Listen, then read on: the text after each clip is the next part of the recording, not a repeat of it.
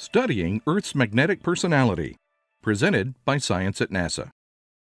Magnetic reconnection could be the universe's favorite way to make things explode. It operates anywhere magnetic fields pervade space, which is to say, almost everywhere. In the cores of galaxies, magnetic reconnection sparks explosions visible billions of light years away. On the Sun, it causes solar flares as powerful as 1,000,000 atomic bombs. At Earth, it powers magnetic storms and auroras. It's ubiquitous. The problem is, researchers can't explain it. The basics are clear enough.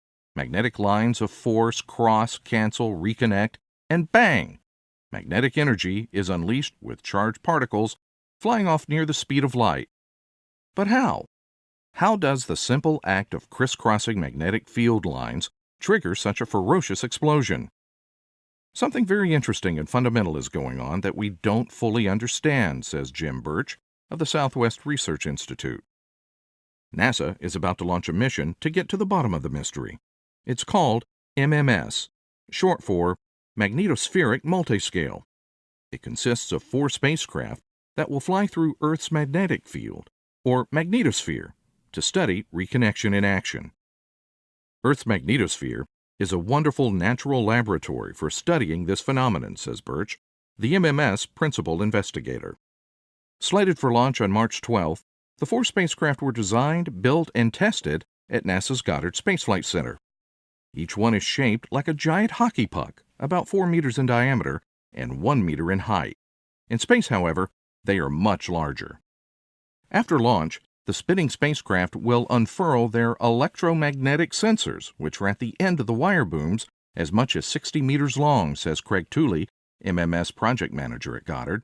When fully extended, the sensors are as wide as a baseball field. These sprawling, spinning probes will fly in precise formation, as close as 10 kilometers apart, and are guided by GPS satellites orbiting Earth far below them. We can maintain formation with an accuracy of only 100 meters, says Tooley. This is crucial to our measurements. Any new physics, MMS observes, could help provide clean energy on Earth. For many years, researchers have looked to fusion as a clean and abundant source of energy for our planet, says Birch. One approach, magnetic confinement fusion, has yielded very promising results with devices such as tokamaks.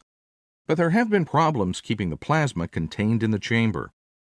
One of the main problems is magnetic reconnection, he continues. A spectacular result of reconnection is known as the sawtooth crash. As heat in the tokamak builds up, the electron temperature reaches a peak, then crashes to a lower value. Some of the hot plasma escapes. This is caused by reconnection of the containment field. In light of this, you might suppose that fusion chambers would be a good place to study reconnection. But no, says Birch. Reconnection in tokamaks happens in a tiny volume, only a few centimeters wide. It is practically impossible to build sensors small enough to probe the reconnection zone. Earth's magnetosphere is much better.